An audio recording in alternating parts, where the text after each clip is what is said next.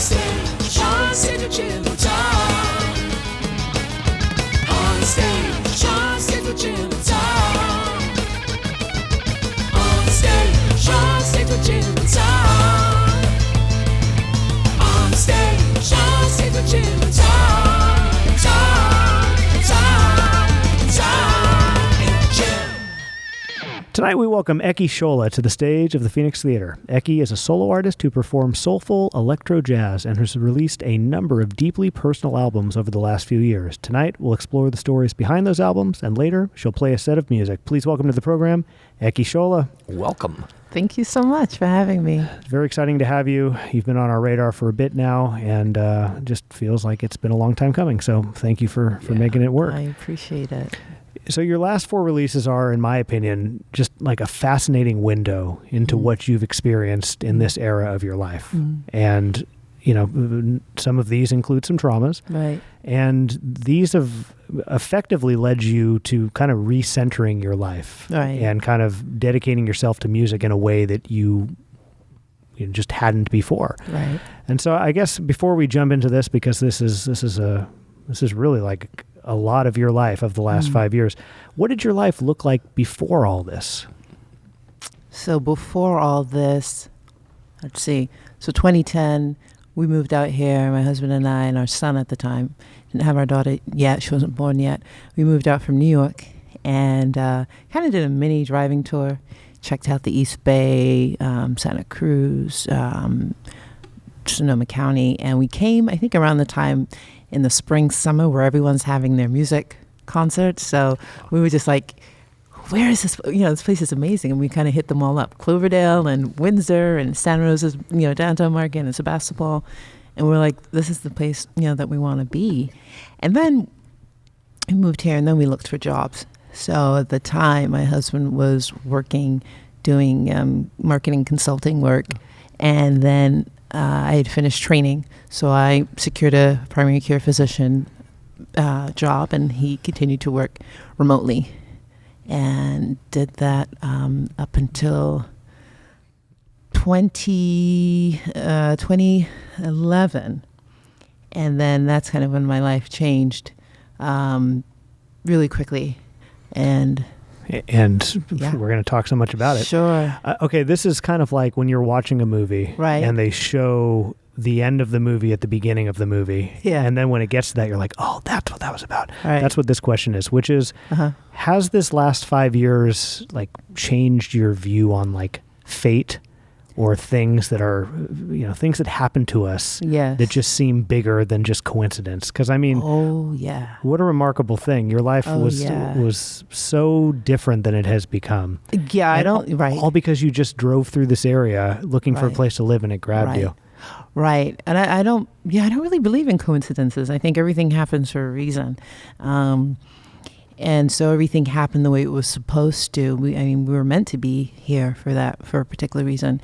As difficult, transitions that we've undergone while being here, I don't have any regrets over any of it, because if I had, I wouldn't, be where I am today. And a part of who you are and where you are today is coming from a family of healers. Right. You say that your family, they're healers of both mind and body. Right. Could you go into that a little bit? Because again, this is all context, which I think is going to inform how remarkable the next few chapters of your life were. Sure. Well, both of my parents were musicians, and they were born in Jamaica, and they moved to London, and they were musicians primarily in their church settings.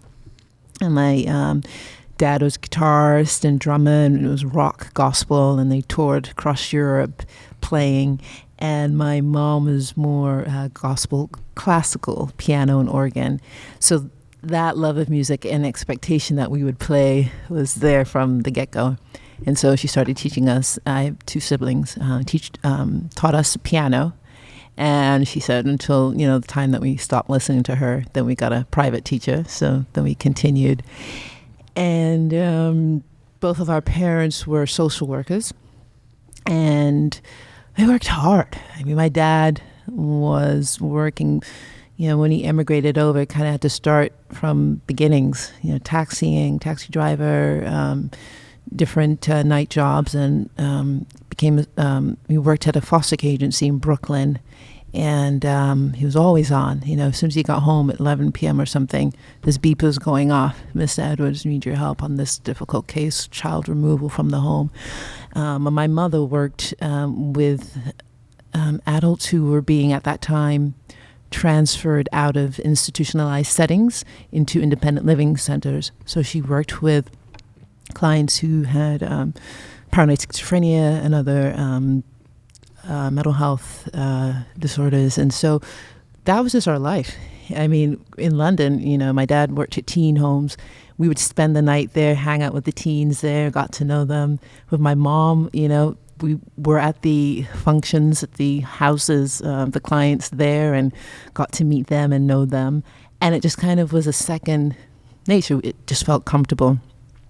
And so the music and the healing kind of go, hand in hand for me. And so it was my sister and my brother.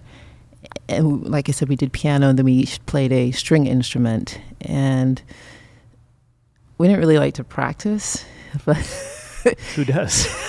Some people do.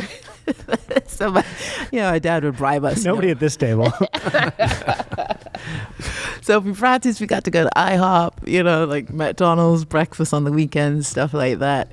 And, my brother, he was like, at a certain age, he was just like, I'm not playing. And they were just like, okay, well, we're not going to waste our money on lessons. And he was allowed to quit. And he was one who ended up minoring in music in college and becoming a music therapist, which is what he does now in the city. So music was just very integral for us growing up. And it was just sort of this, like I said, expectation.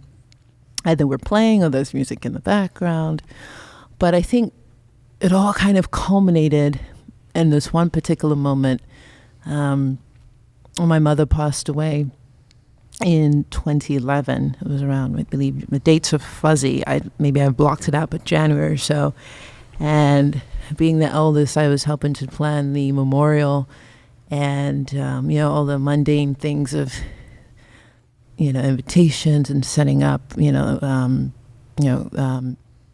venue, dealing with insurance bills that were lingering and had to be paid, all this stuff.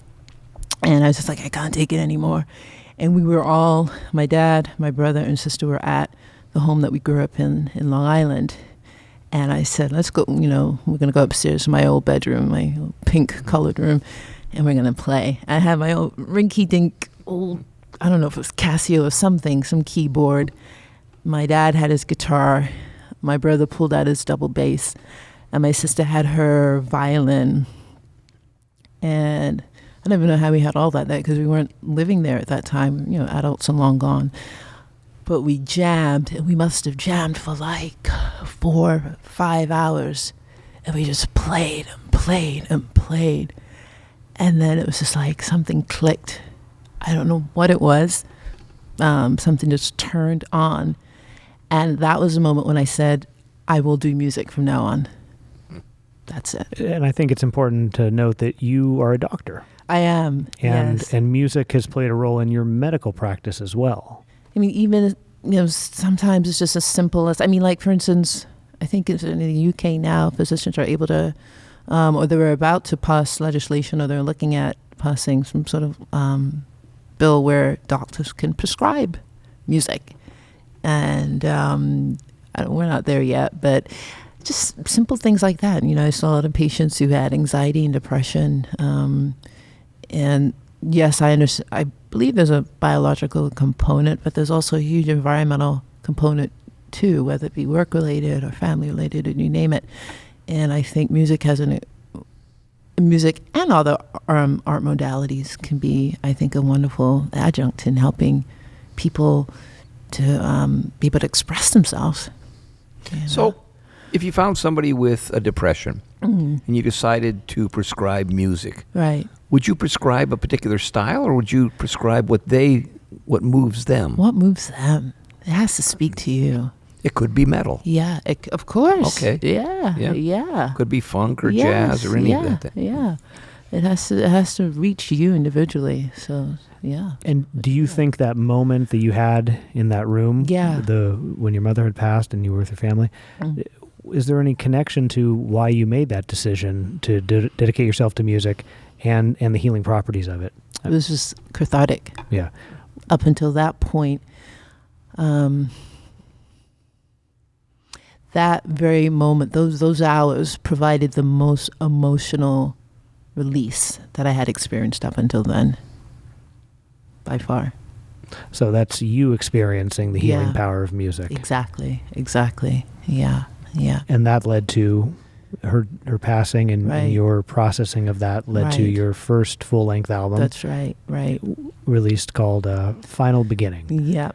Yeah. Anything you want to tell us about that album? Like, obviously it helped you process it. There was a sense of catharsis, I'm sure. Right. But, I mean, anything, themes, what you were feeling and what you felt going into it, what you felt coming out of it. That album, I mean, didn't even start. That was not my goal. It was just like, I'm going to, it took me like a day or so just to figure out how to turn it on.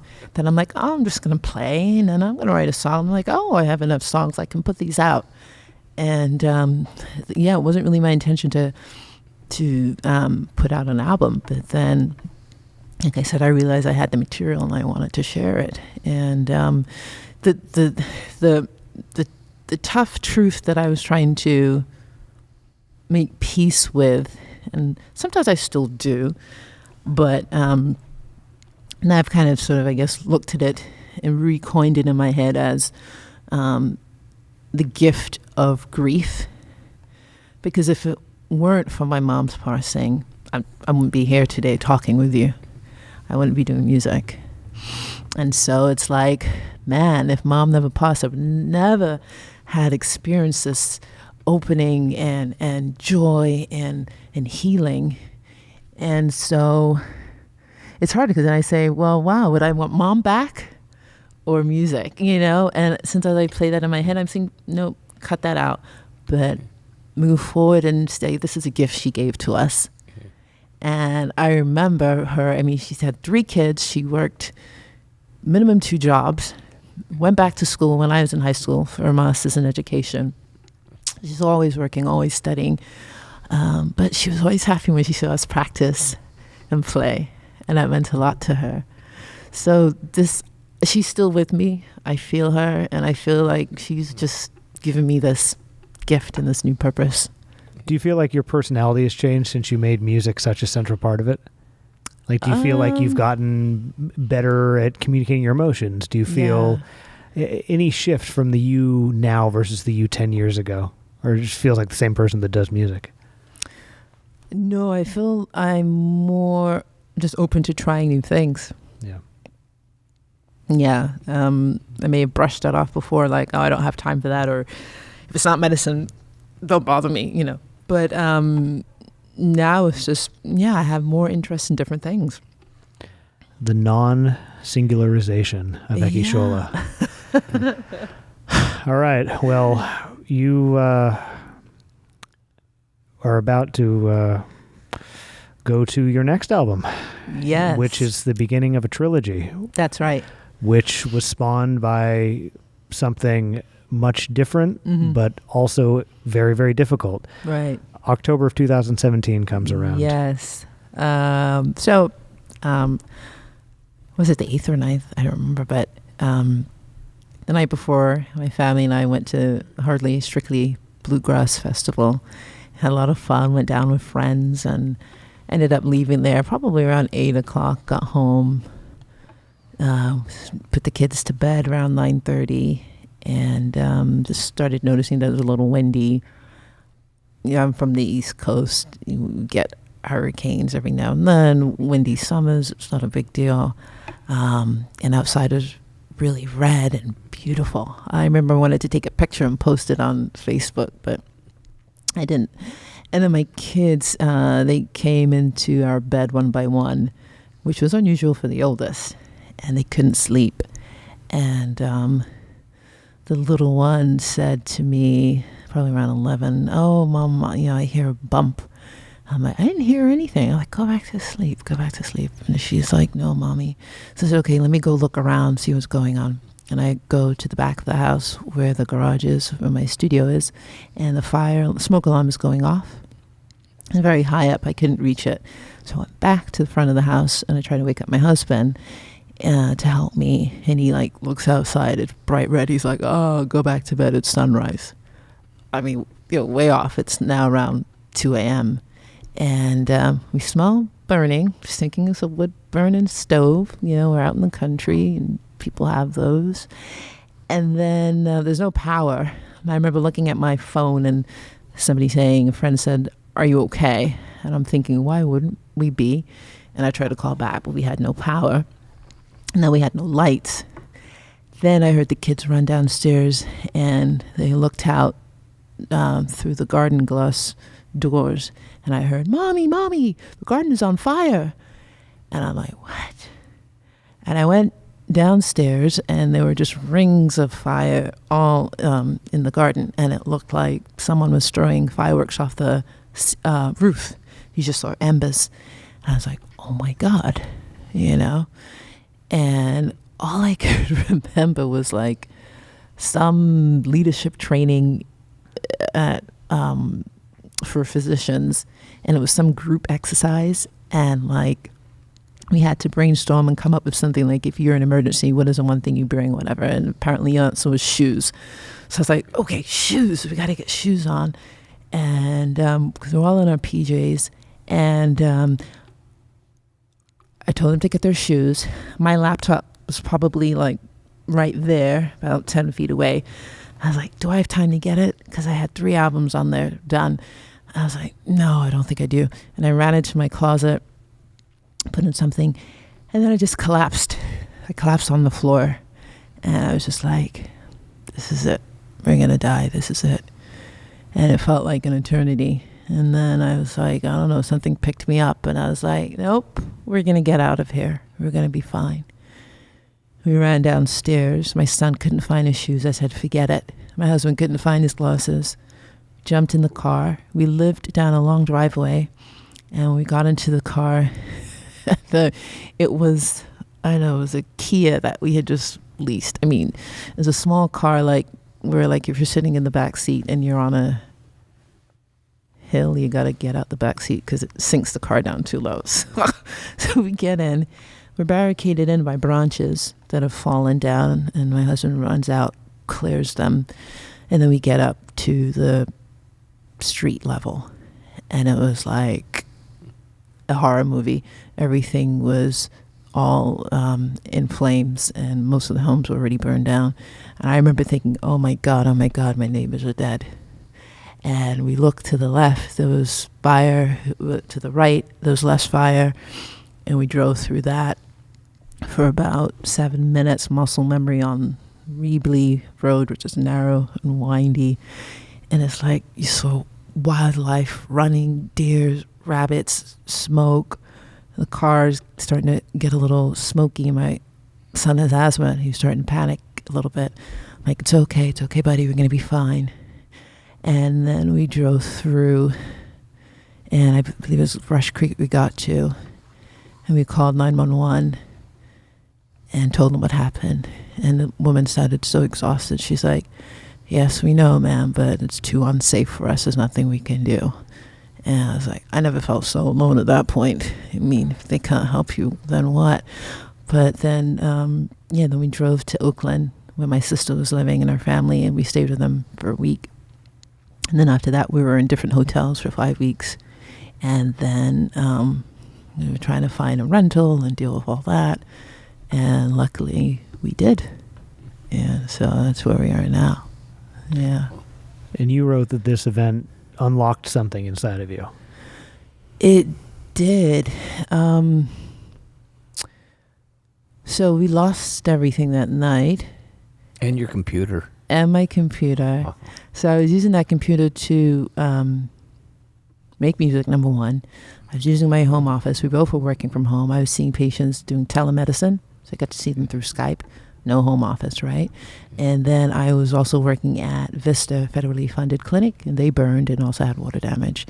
And so I was like, well, maybe this is a sign. I need to just do my music. And I was also working with vets in the city.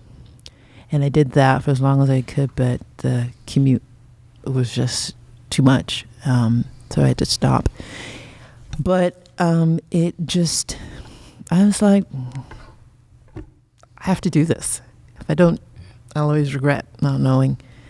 And it was an easy decision to make in my head, but logistically, having a family, finances, and all that, it was not. It was really hard. But I just felt like I had to owe it to myself to do it, because when I did Final Beginning, I was working full time. I burnt myself out. I was working 8 to 5. Came home, cook, put the kids to bed, work on the album from like 8 p.m. to 2 a.m. I used up all my vacation time to fly to Seattle to record. I made myself sick. And I was like, I just need more hours to just do the music. And so that's what I did. I bet that laptop moment has played out in your head a couple times. As funny as of a things to focus on as that is in the midst of such tragedy. Right. It's also I just have a feeling that you've thought about that moment when it was 10 feet away from you, and you're like, if I just would have grabbed that laptop. The time. And I bet a non-artist or a non-musician would hear that and be like, what are you thinking? But that moment has probably played out in your head over and over. Yes, it has. It totally has. So now I back up everything to all the clouds, because we had a fireproof safe, but everything inside it disintegrated. So that's where all my backup drives were. Yeah. Okay, and then this began, so many changes, logistically and musically, but one of the changes was you set out to make a trilogy. Right. You bought a new keyboard. I did. That's what you had to. Yes. And so Impossible is the first of the trilogy. That's right. Inspired by the fires. Exactly. So, a lot of directions we can go, but let's just start with Impossible. Right. What's the theme of that? So the title is Impossible with the I am crossed out. When I went back to the house after the fire, it took me maybe a month or so to get the courage just to go. At first I made it to the mailbox and I was like, I can't go down that driveway. And when I finally went back, I looked, nothing there, right? Just rubble. And then to the back of the house where my studio was, garage, aka studio, it was made out of metal sheets, and it was all warped. It looked like somebody graffitied the whole shed. It was incredible art. Like, if I could have kept it like that, it would be really cool. I was like, how can I take a panel of this and like turn it into something? It was very cool. And I walked by the side and I'm like, what is that? And I go up closer and I see the outline of a heart made by the fire. And I was like, I'm taking a picture of this. I was like, this is going to be the album cover for my next album. And so it's on the front of the album. And within 2 weeks, 2 weeks, I needed music. I was like going out of my mind. What is the theme of that album? And more broadly, why a trilogy? The theme is make do with what you have. So, after the fires, I was like, well, it's hard. And I miss the house more, the home, rather than the material things. But it's also, in a weird way, freeing to have, to have less. And then you realize how much you don't need. There's just so much crap that you don't need. I don't know if you felt that your life prior to your mother passing and the fires was simpler, was easier, didn't have this level of upheaval, because I don't know what happened before these events. But it seems like all of the stuff that you tried to help other people with came in pretty handy for helping yourself. Would you agree with that? I do. I think you're right. Life was easier before, because there's how can I say it? there's a predictability of life that I thought I had that got pulled out, which is life, right? But I mean, up until then, I really felt like I kind of cruised through and never really had any major traumatic setbacks. And that's when I realized, and the irony of it is just, being a doctor and seeing how delicate life is, and having worked in hospitals and pronouncing people, dead and being in death, I still felt a little removed because it hadn't hit me personally, and so when it did, I don't know, just had a greater respect, I guess, of how fleeting life can be. And in terms of, sort of weaving the music in with healing, it's kind of a circular thing, because I feel like that's what my patients were trying to tell me when I was practicing. They were sharing other modalities that were helpful to them, whether it be herbal medicine, acupuncture, art, something like that. But I couldn't really fully see it in my allopathic, straight-jacket trained way. Then boom, this happens, Mom, Steph, music, and I'm like, oh my gosh, they're right. There's so much more to the body and the brain. It's the heart, and it's all connected. I don't know how to. It just all kind of comes together now, if you will, how to describe it. I think you put it wonderfully. Oh, yeah. Yeah. Absolutely. Okay.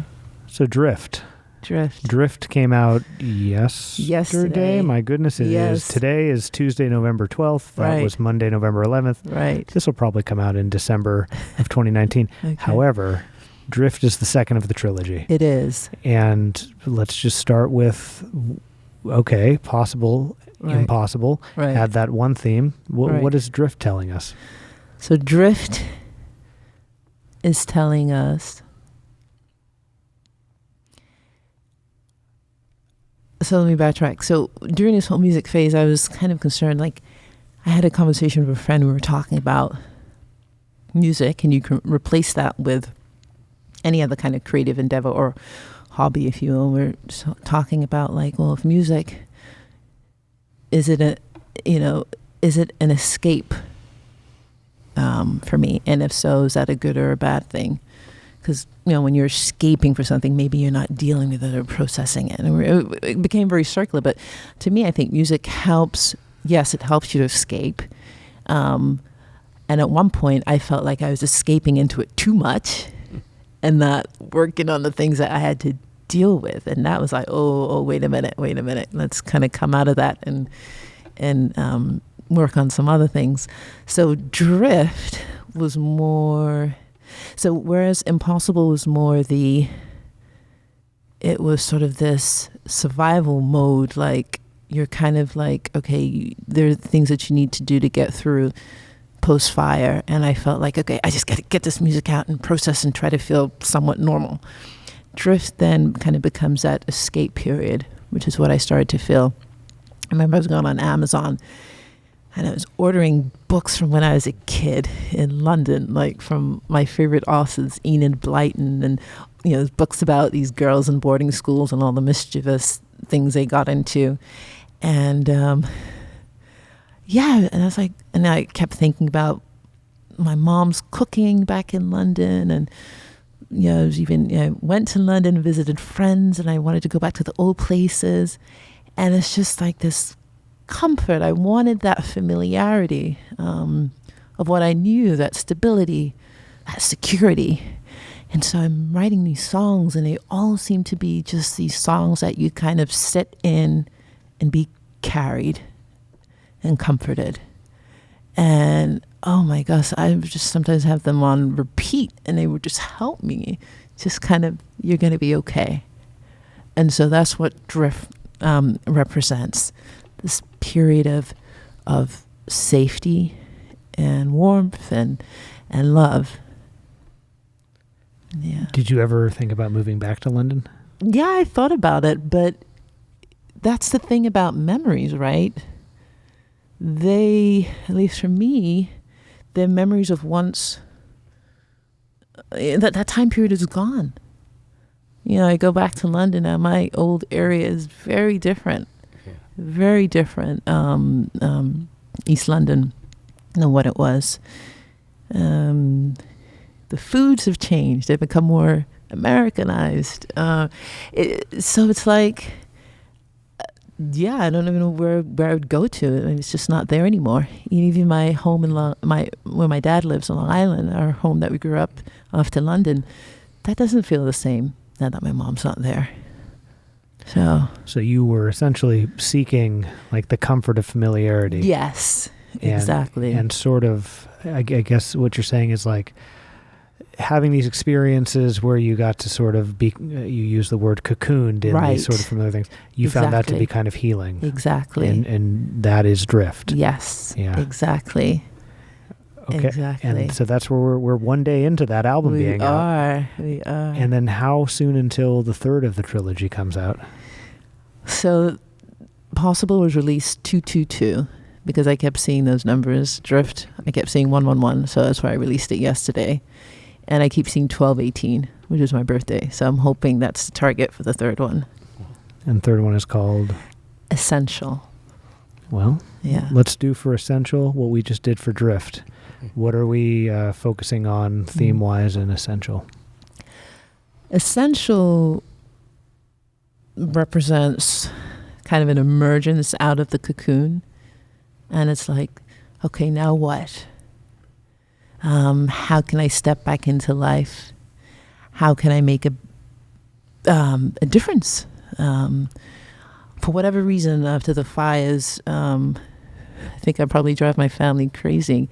I've just been so much gung-ho on how I can personally minimize waste, you know. So I'm trying to, bring my containers to restaurants for takeout, trying to not use plastic bags, for you bagging your fruits, recycling, composting, always did that. But just trying to buy less, It's funny, we didn't furnish our house, so we were given a free couch. It's this 2-seater. I'm 6'1", I don't fit in it, but the whole family, 4 of us tried to, squish into this 2-seater. And, it's cozy, you make do. But it's, a lot of what has been floating in my head around now, has been the climate change issues behind these wildfires. And I feel a lot of us, or at least in my circle, we want to make a difference, but we don't know how. And so you just feel hopeless. And I still like to think, it only just takes one of us, number one, to be aware and to have that empathy, because you need to start somewhere, right? To be aware of it, and to act on it in this, whatever way you can. And so Essential sort of represents my mind opening to what's the bigger picture at large. As a citizen, as a community member, what can I do to help, improve the way we live? And I feel like words are a powerful way, as is music. And it's been hard because, like I said, I started off with instrumentals, but with encouragement from fans who want me to sing more and more, I'm like, okay, I will. And that's part of the emergence. Yes. Yes, exactly. Well, coming out of a cocoon, I can't help but keep seeing a butterfly. Yes. Oh, that was one of my songs.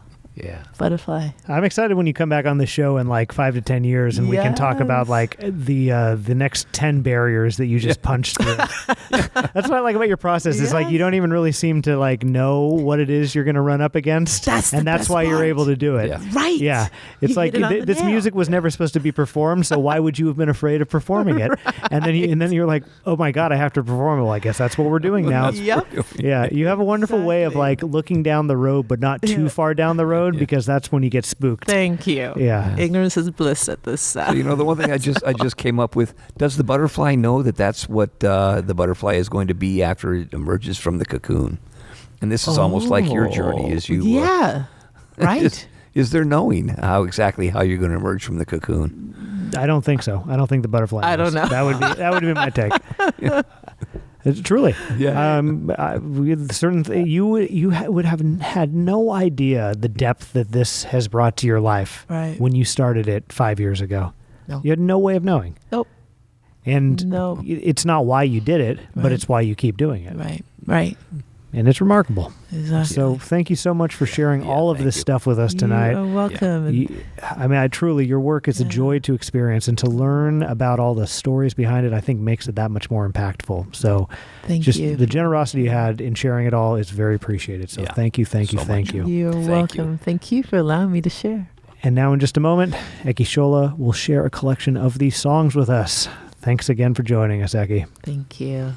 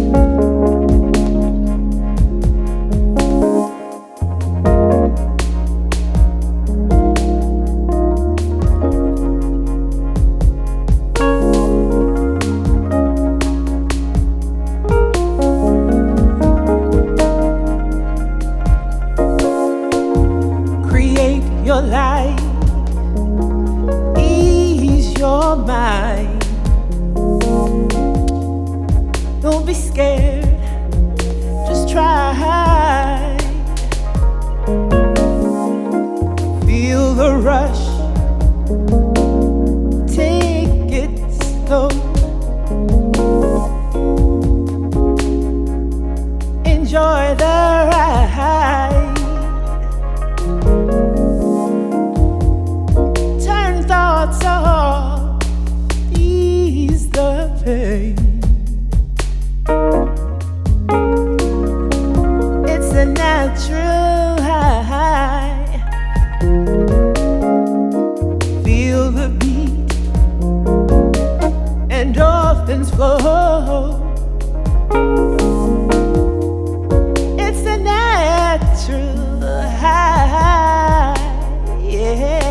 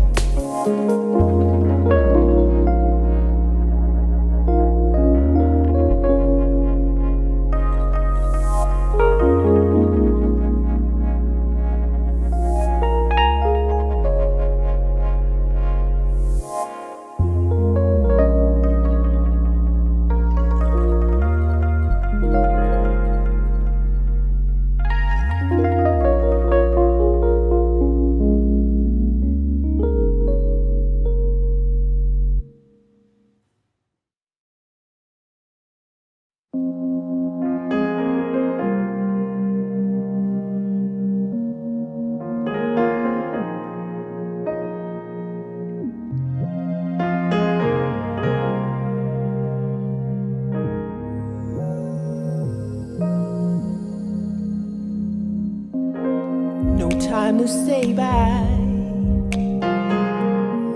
but giving thanks,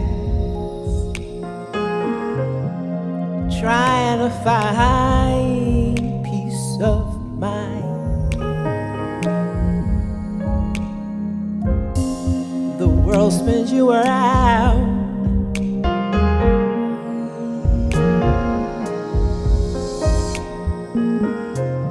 but don't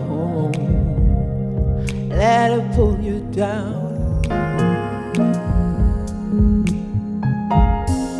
I am who I am. You are who you are. Ashes down on the ground surround me. When love and connection sets us free.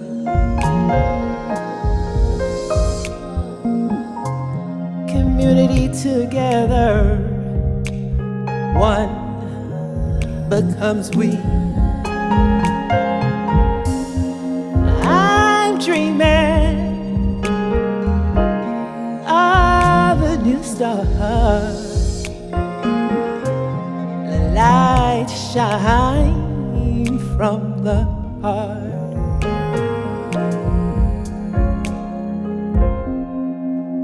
Sun rises, life flows on. Memories healing, but never gone.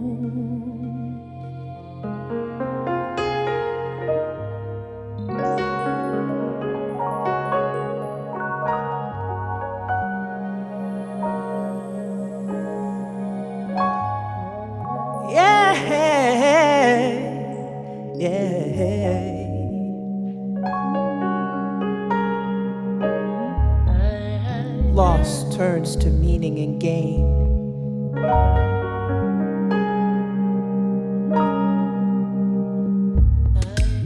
Resiliency is a tough bliss.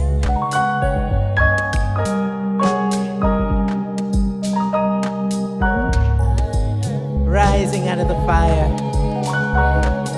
sailing desire. Yeah, yeah.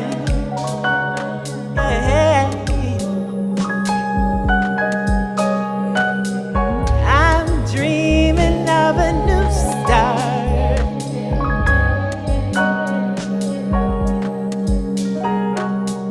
Let light shine from the heart.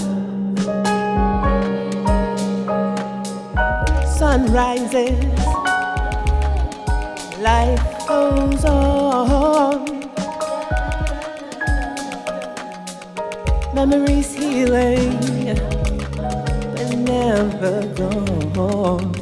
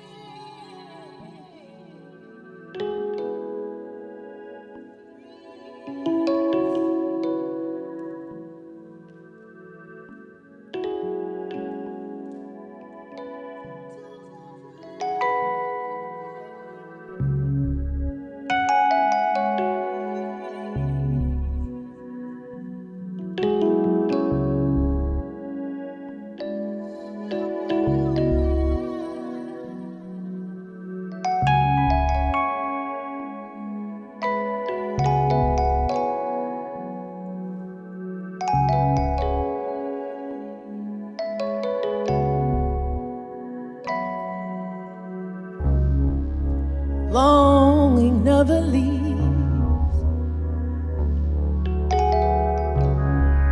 We ask why you, why?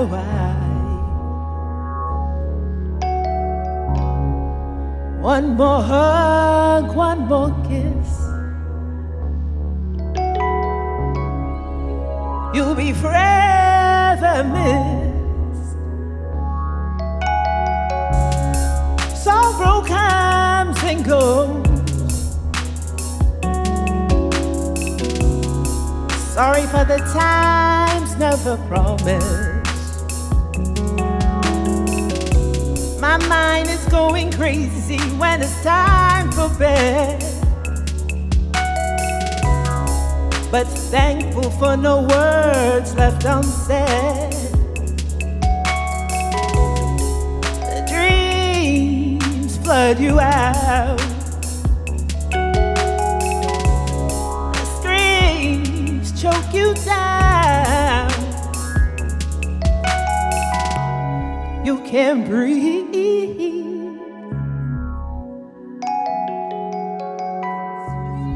Don't let it hold you back.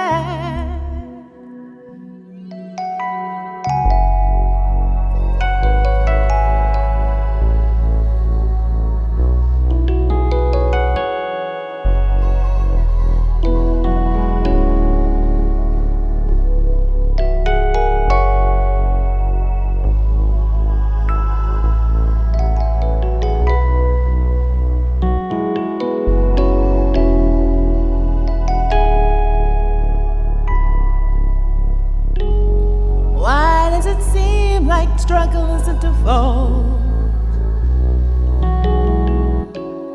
How to live moments of bliss. We want to be happy all the time. Instead, let's create a positive state of mind. The dreams flood you out. The screams choke you down. You can't breathe.